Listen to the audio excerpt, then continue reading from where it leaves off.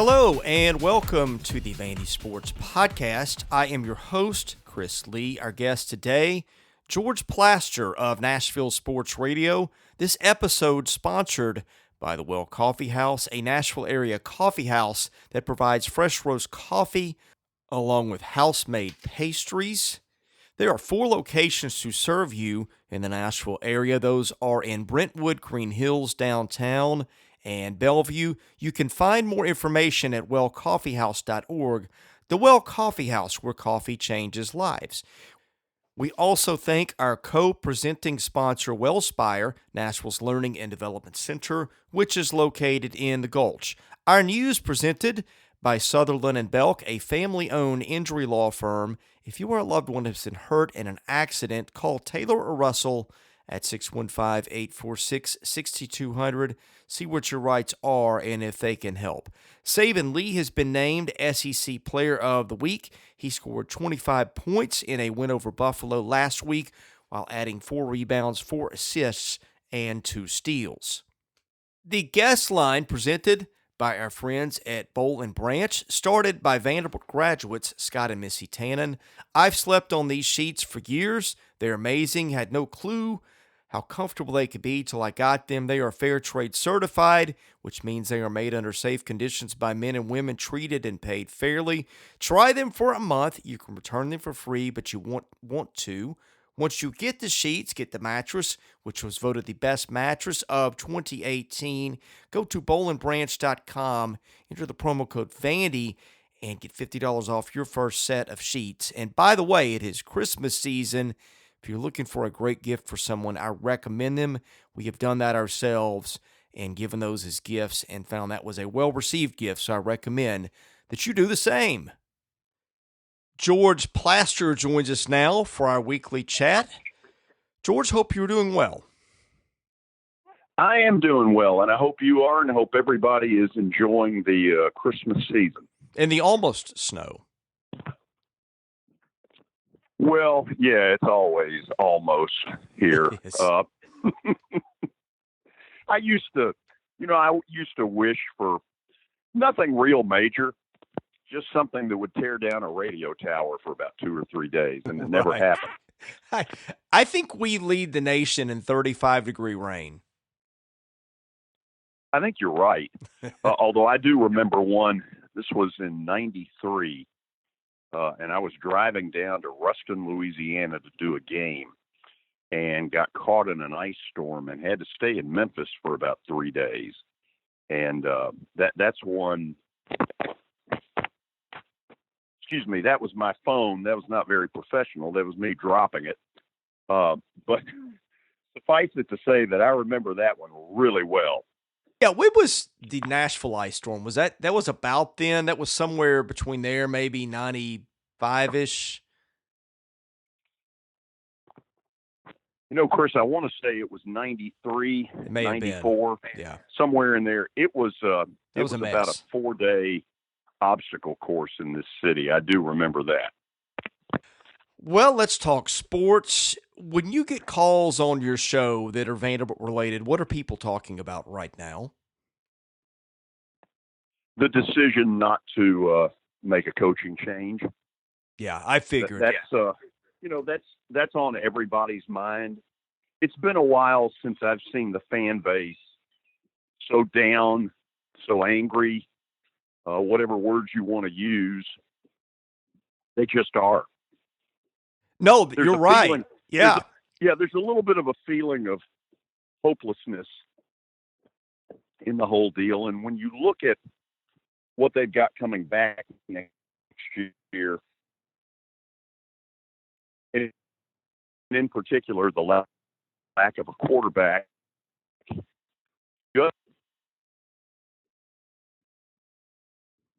would this happen at any other Power 5 school in the country? I don't know. It's a great question. I read the deal that you put together last week, and it was really well done. Kudos to you. And I got to thinking about it, as I read it. Okay, nobody else would take it this far. And I would hope that Derek Mason has seen that as well and appreciates, the real vote of confidence of what Malcolm Turner has done for him. And he needs to take advantage of it. Yeah. And when I say take advantage of it, I don't think bringing the staff back intact is necessarily what anybody has in mind. Yeah. From memory, I don't think whenever Jim Caldwell left Wake Forest was the last school. Wake would be the last school to try this outside of Vanderbilt in about the last 30 years. That is bringing a coach back for a seventh season after starting six with with losing seasons. And, of course, Bobby Johnson got the same luxury. But I just don't understand,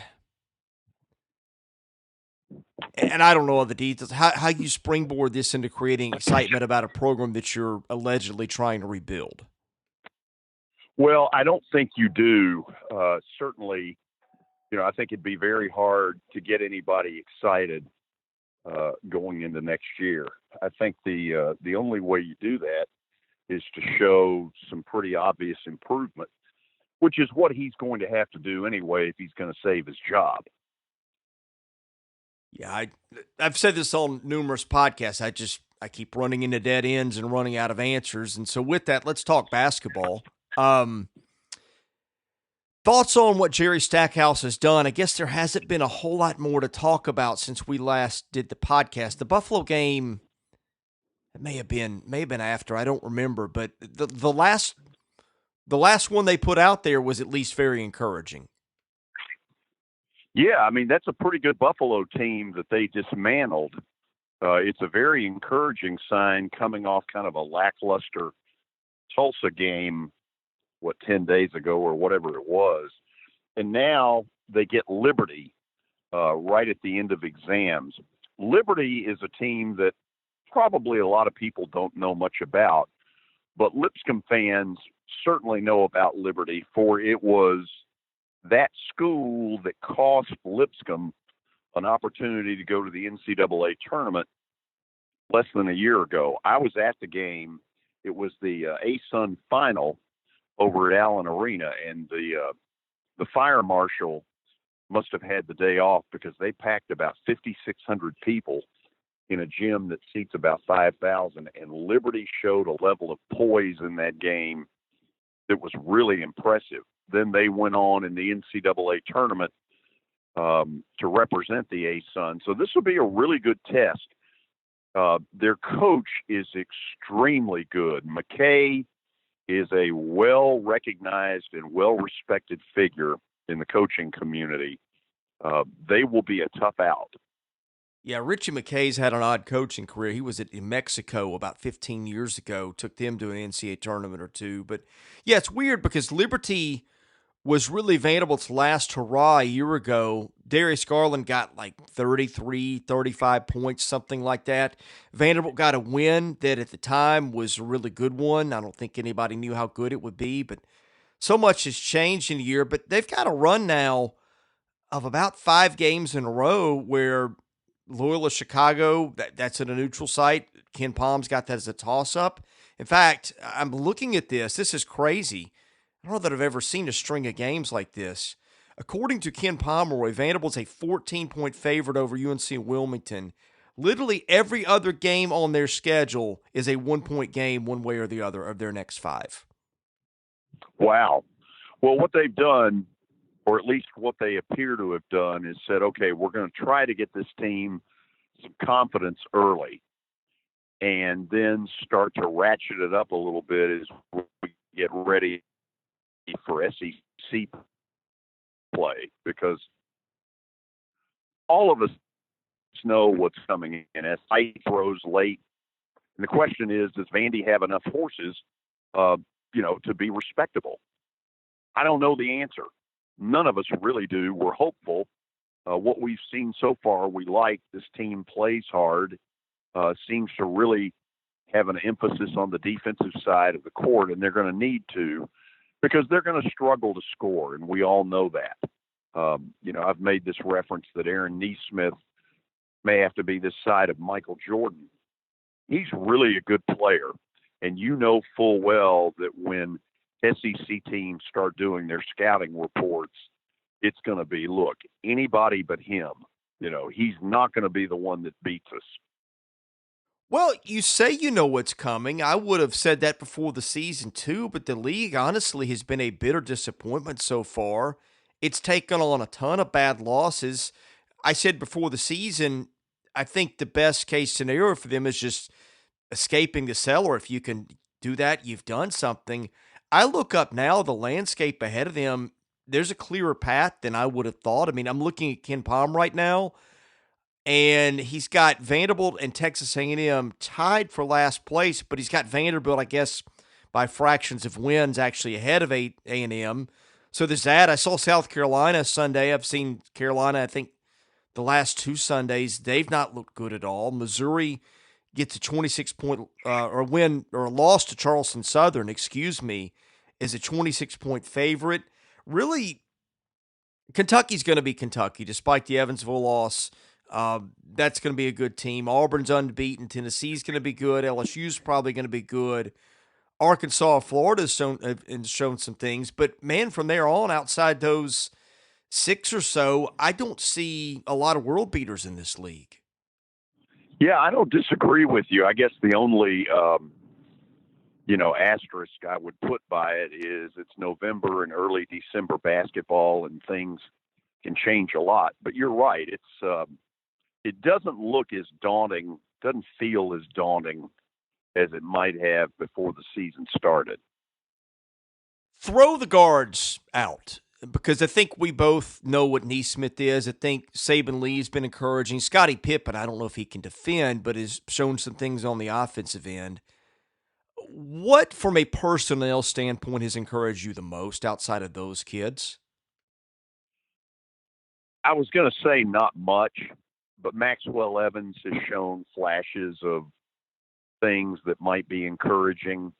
You know as well as I do, they're going to struggle in the forward positions and the center position. They're not going to get a lot of points. They're going to need to play really good defense. That's where they're going to struggle, is up front. Backcourt, they'll do okay. And at times, they'll do okay enough to be winning basketball. I think it's more, what do they get from their frontline people? I don't know. Yeah, and it's hard to tell because level of competition, but Cleavon Brown has shown some things so far. I don't know how that translates, but there is that. Yeah, and he's had a lot of playing experience. The flip side is maybe he's had enough playing experience where we really know exactly what he is. And deep down, I don't think it's good enough. I don't think it's good enough in the Southeastern Conference, but I guess you never know. I mean, the improvement that a player can make from one year to another can change perceptions. But so far, I don't quite see it. Let's flip to baseball before we go to the mailbag, which also has some baseball-related questions. I guess you saw the announcement that Major League Baseball has moved its draft between the Supers and the start of the College World Series and moved it to Omaha. Phenomenal move. One of the smartest things I think baseball has done in a while. I don't know why it took so long, but I guess let's just celebrate that it's here. What are your thoughts on that? I'm right there with you. I thought it was one of the dumbest deals to have a team clinching, a super regional as Vandy did a couple of years ago up at Illinois, and then having to sit there 5 minutes later and figure out if Dansby Swanson was the first player drafted. I just think baseball's got to be better than that, and maybe Rob Manfred is. It's a good decision. Omaha makes a ton of the baseball universe at that time. And yeah, man, I applaud that. It's terrific. What do you think that does in terms of visibility for both the draft and for the College World Series? I think it does tremendous things. But the truth of it is, the hard work has already been done. If you really think about it, 10, 15 years ago, you didn't know 5 people that gave a hoot about the NCAA baseball tournament. And then all of a sudden, a lot more of it got put on television. Now, it's easy here for people to be interested because Vanderbilt's been a national title contender every year. So that's kind of a given. But all across the country, as you see games being televised on the various ESPN platforms, they have elevated NCAA baseball from a position of zero strength to something now where we really, we look forward to it. We look forward to the selection show on Memorial Day. They've just done a phenomenal job of kind of lifting a sport out of the gutter and turning it into what it deserved to be because it's a great product. I don't know if your phone is like mine during the tournament in the World Series, but I start getting random messages from people that don't really follow college baseball during the postseason. A couple times a night during tournament play, and people that don't ordinarily follow the sport, and maybe it's Vanderbilt and its visibility, but it seems like it is starting to attract an audience of people who formerly would never watch something like that. Oh, absolutely. When you're throwing in the word national title, when you're competing for the ultimate prize, all of a sudden you get people who deep down don't know the first thing about what's going on, wouldn't know who the shortstop was, wouldn't know who the pitcher is, and all of a sudden they're pretty interested. I remember about 5 minutes after Vandy won it all when Norwood hit the homer, and they go on to win, have the scoreless bottom of the ninth. A friend of mine calls me and says, "So how does it feel?" And I said, my first feeling was kind of a little bit of sadness that my dad wasn't able to see it. I think he would have really gotten a kick out of that. And, it's a lot like when the Cubs won it all a couple of years ago against Cleveland. You saw all these families with deep Cub roots who hadn't won anything in 50 years. And all of a sudden, they're at grave sites of loved ones. They're getting very emotional. It's all around winning a championship. And when you start throwing that word out there, you bring people into the fold that otherwise couldn't care less. Are you ready for the mailbag? Absolutely. Well, the mailbag is ready for you.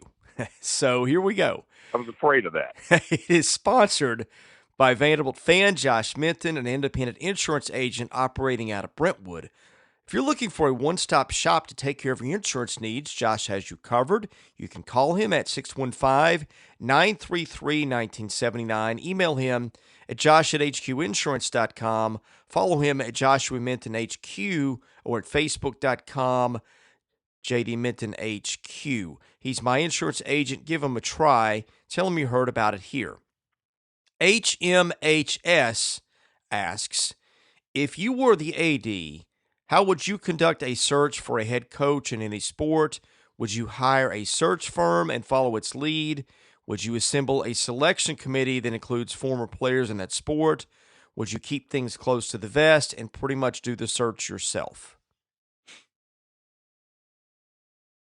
Search firms, to me, are athletic directors' way of covering their butt. I thought that's what athletic directors were hired for, was to have, enough foresight to have names in their pocket so that if a coach did go away, that they'd be ready to pounce. Now, the argument on the other side is that what ends up happening is that a search firm can make contact with the coach, and then the coach can kind of lie about it and say, well, nobody from the school has contacted me. I will have a technicality. And so there's a lot of that crap that goes on.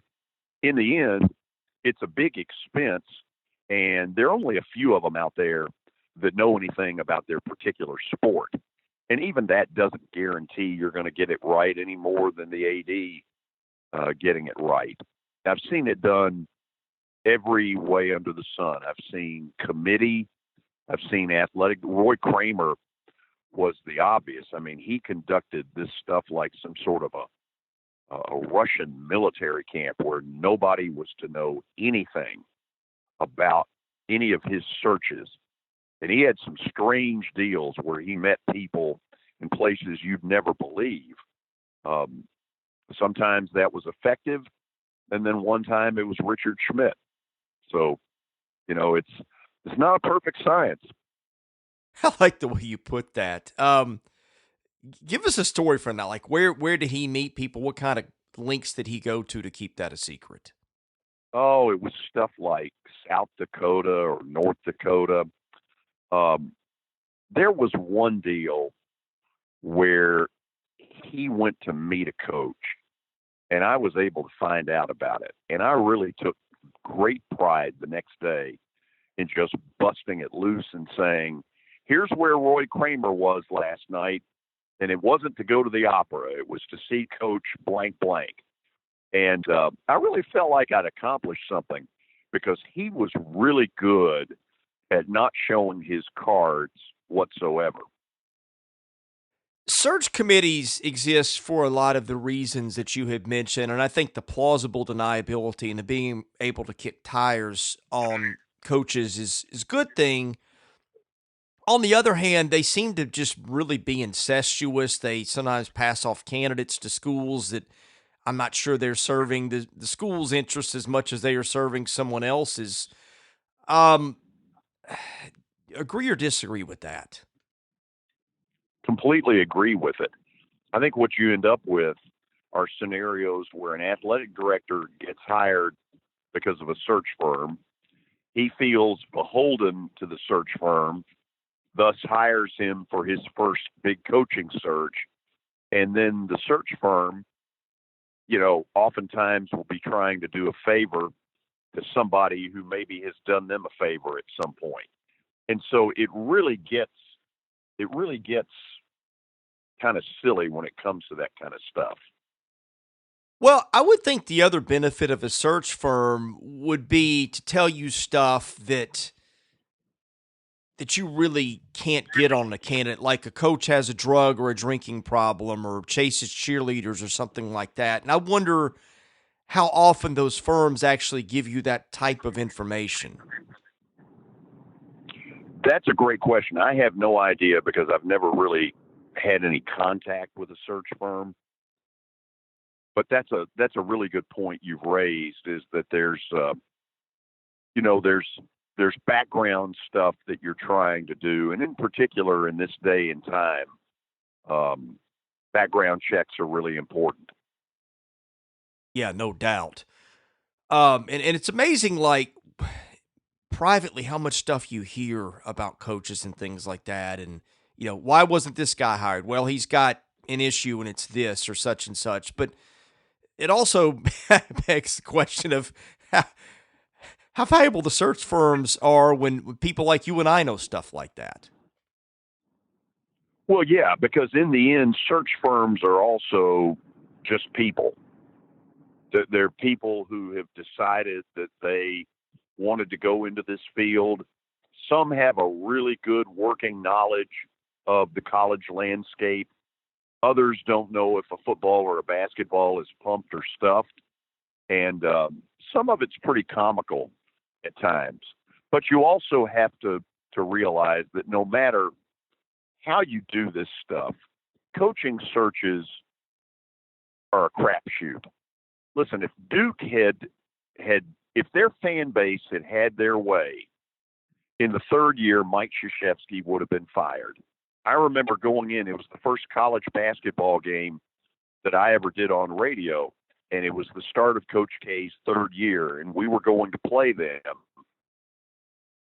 and they absolutely wanted. I think they did. I think it was Tom Butters.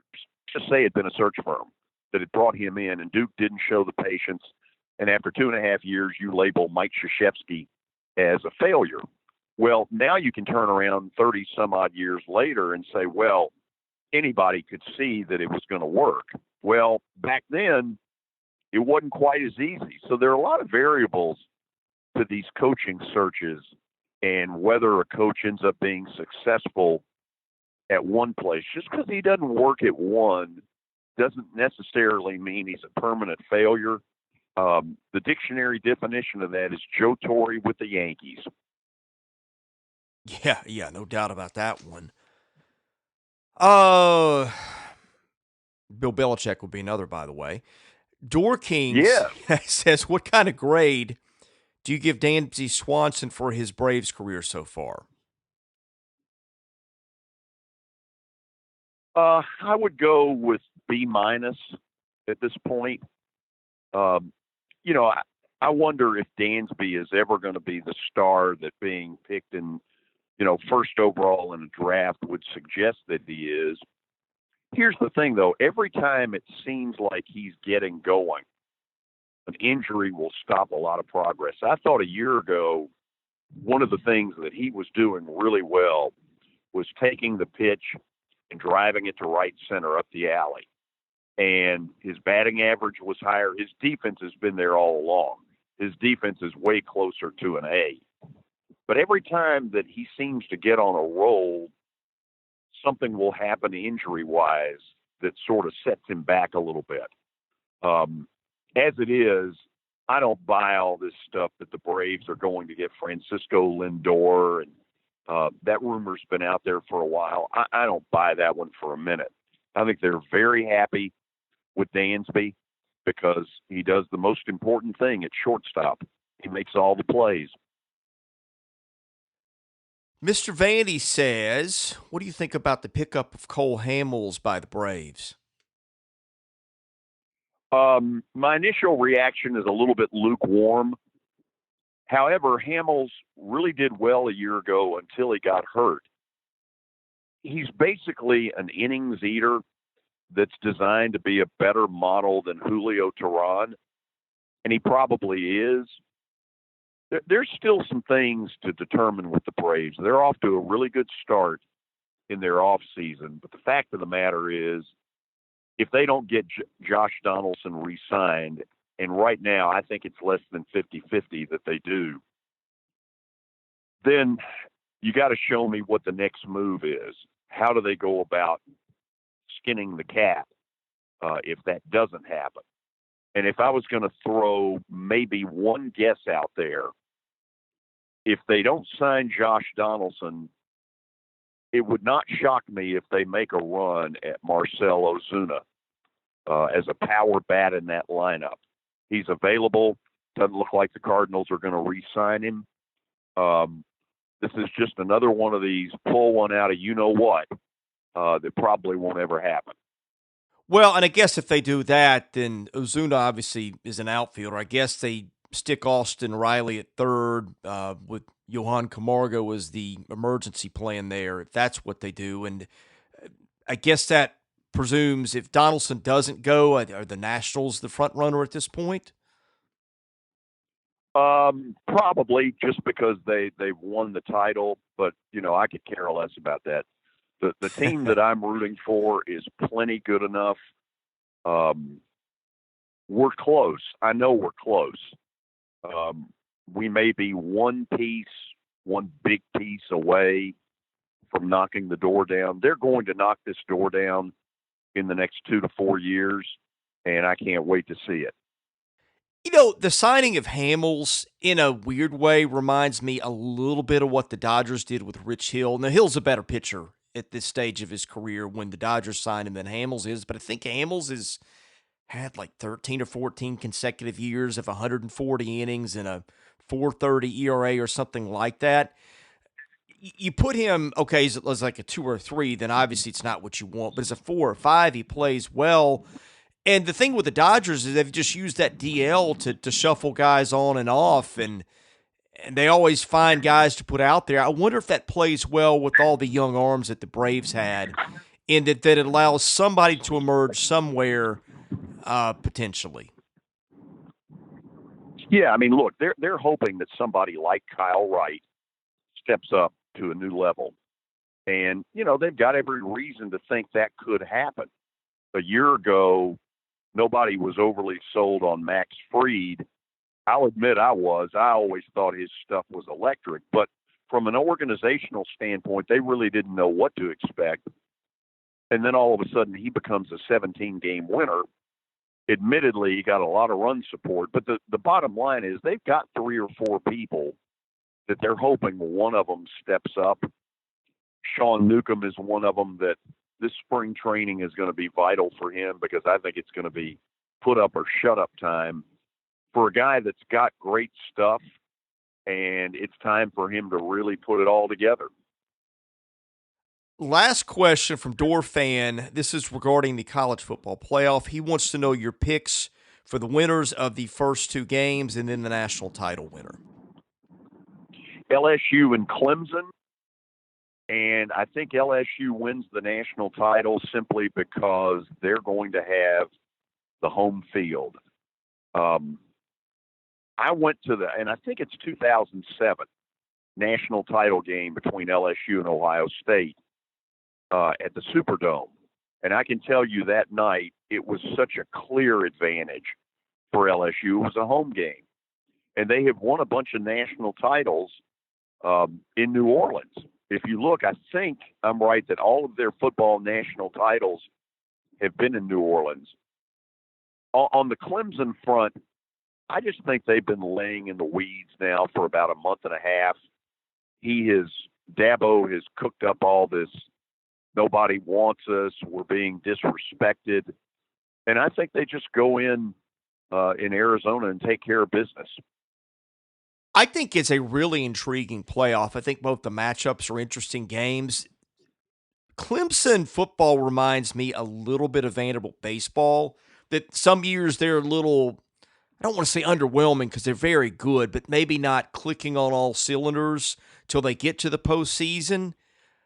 And he says he thinks that team is better in a lot of ways, or just about every way, than I think last year's was. It does make me wonder if there's been some sort of, I don't know, a planning to peak late, kind of like Tim does with Vanderbilt baseball. It's just a theory I have, but it's something that's been kind of interesting to watch how, midway through the season, the narrative was that's not a playoff team, but then look at them now. Yeah, I've always wanted to know how coaches get a team to peak, because I just don't know how you do that, and yet Tim has been a master at it. It does kind of look like Clemson's in that position where they may be in that same situation of getting really to their maximum effort come playoff time. I just know they're scary.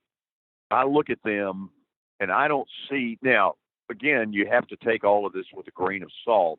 They don't play anybody, and that's being used against them, and it's been used against them a bunch, because the truth of it is they may well deserve to be the 1 seed, but they were never going to be because of what the ACC turned out to be in 2019. And so there's a little bit of an unknown factor with Clemson, but I look at them and I just think when they're on their A game, they're as good as any of them. George, I appreciate you joining the podcast today. I will return the favor Tuesday afternoon, just a shade after 3 o'clock on your show. And with that, tell people where to find it, where to find you on Twitter, and anything else that you'd like to promote. Yeah, and thank you. Look forward to having you on later today. I'm on WNSR, which is 560 on the AM dial and 95.9 on FM. To the shock of virtually everybody, I'm on Twitter now, George Plaster TN. I'm close to 1,900 followers, which doesn't seem like a big deal, but for me, I guess that is a big deal that 1,900 people would even care. And I guess, Chris, my Christmas wish is for Josh Donaldson to re-sign, because if he does, look out. We're going to be pretty good. Yeah, I'm right there with you on that one. That would be fantastic. George, thank you so much. We'll catch you next week, and I'll catch you this afternoon. Chris, look forward to it. Thank you. Same here. He is George Plaster of Nashville Sports Radio. I am Chris Lee, the host of the Vandy Sports Podcast. We appreciate you listening, and we'll have another episode, in fact, several more coming later in the week.